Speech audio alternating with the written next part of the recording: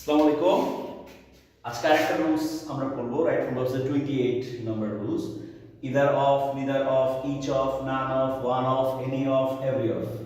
তার মানে any of, each of, every of, none of, any of, either of, neither of, এরা যখন থাকবে এদের পরে প্লুরাল নাউন হবে সব সময়। এদের পরে কি হবে? প্লুরাল নাউন হবে, কিন্তু ভার্ব কি হবে? Singular. Plural noun verb singular. Either of plural noun singular, neither of plural noun singular, any of plural noun singular. Okay, এইভাবে। যেমন একটা উদাহরণ আমরা দিই, যদি বলি one of my friend, friends, ঠিক আছে? ওয়ান অফ মাই ফ্রেন্ডস, এই জায়গায় যদি আমি প্লুরাল না দেই পুরো বাক্য ভুল হয়ে যাবে, ঠিক আছে? তাহলে ওয়ান অফ মাই ফ্রেন্ডস, এখন অপশন যদি দেই ইজ এবং আর, ঠিক আছে? লয়ার,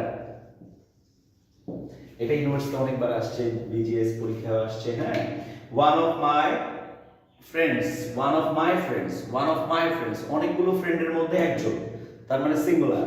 তাহলে one of my friends is হবে, ঠিক আছে? সুতরাং মূল যে রুলসটা সেটা হচ্ছে কি, either of, neither of, each of, none of, one of, any of, every of, এগুলোর উপর অফ আছে। তারপরে এখানে নাউনটা কি হবে? Plural noun. নাউনটা কি হবে? Plural noun. ভার্বটা কি হবে? Singular verb.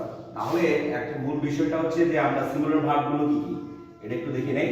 সিঙ্গুলার ভার্ব হচ্ছে is singular, was singular, has singular, does singular, এবং কোন ভার্বের সাথে যদি আমরা এস, ইএস এবং আইএস যোগ করি সেগুলো কি সিঙ্গুলার হয়ে যাবে। সুতরাং ইজ এবং আর এর মধ্যে ইজ হবে, কারণ ওয়ান অফ মাই ফ্রেন্ডস, যদি ওয়ান অফ মাই ফ্রেন্ডস বলছে কিন্তু ভার্ব কি হবে? সিঙ্গুলার। সুতরাং either of, neither of, each of, none of, any of, every of, one of, এদের পরে প্লুরাল নাউন, সিঙ্গুলার ভার্ব। ধন্যবাদ সবাইকে।